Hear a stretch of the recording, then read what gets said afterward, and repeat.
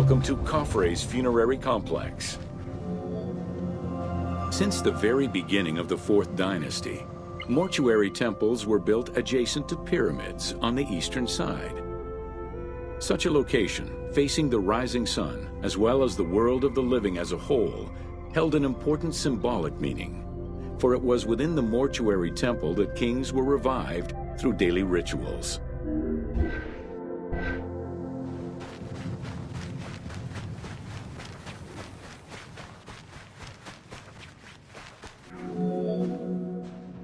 In its standard form, a mortuary temple was divided into 2 parts: a front area which consisted of a vestibule and a courtyard, and an area in the back, where all sacred elements were located. The back of the temple incorporated several essential features, including an inner sanctuary with a false door, which allowed the soul of the pharaoh to travel between the world of the dead and the world of the living.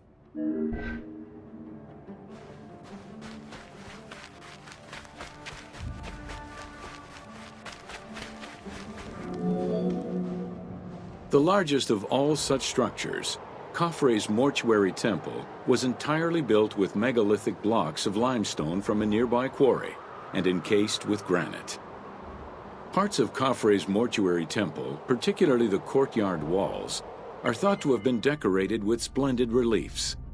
However, not a single image of the king has been discovered inside the mortuary temple.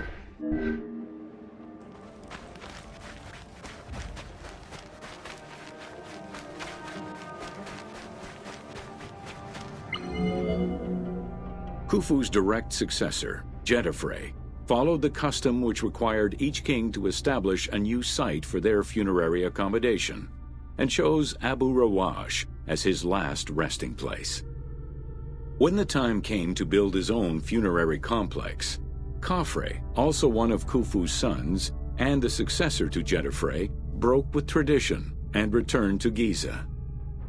Not only did Khafre thumb his nose at tradition, but he did so in a way which he hoped would allow him to overshadow his father's most important monument.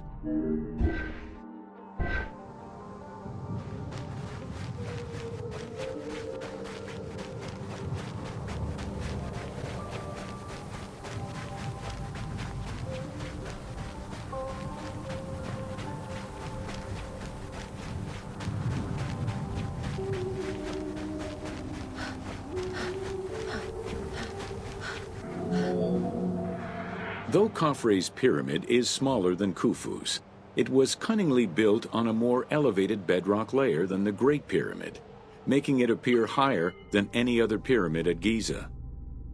Today, Khafre's pyramid is the only one among the 3 at Giza that still has the upper part of its limestone casing.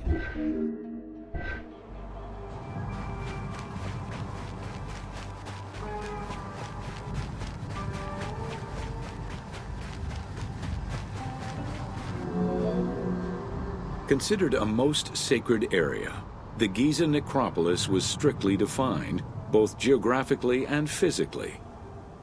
An 8-meter-thick Tura limestone wall completely surrounded the Great Pyramid. The only way inside would have been through the mortuary temple.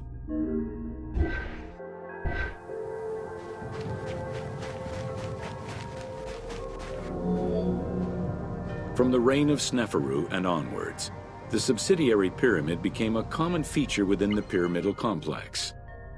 The function of the subsidiary pyramid, however, smaller in size and in height than the royal tomb, remains unclear, though some believe that it was meant to house the ka of the pharaoh.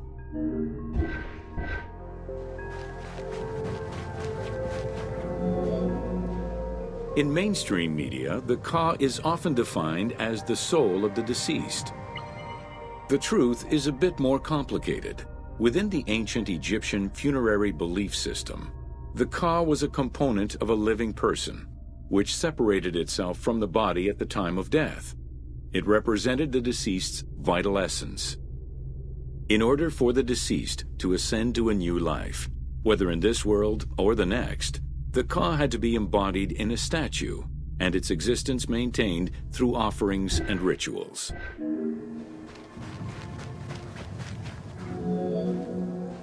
Within Khafre's subsidiary pyramid, a wooden box containing pieces of cedar was discovered by archaeologists. When reassembled, it turned out to be a shrine mounted on a sled. Just as with the solar barges found around Khufu's pyramid, it seems Khafre's shrine and sled were ritually disposed of after his funeral.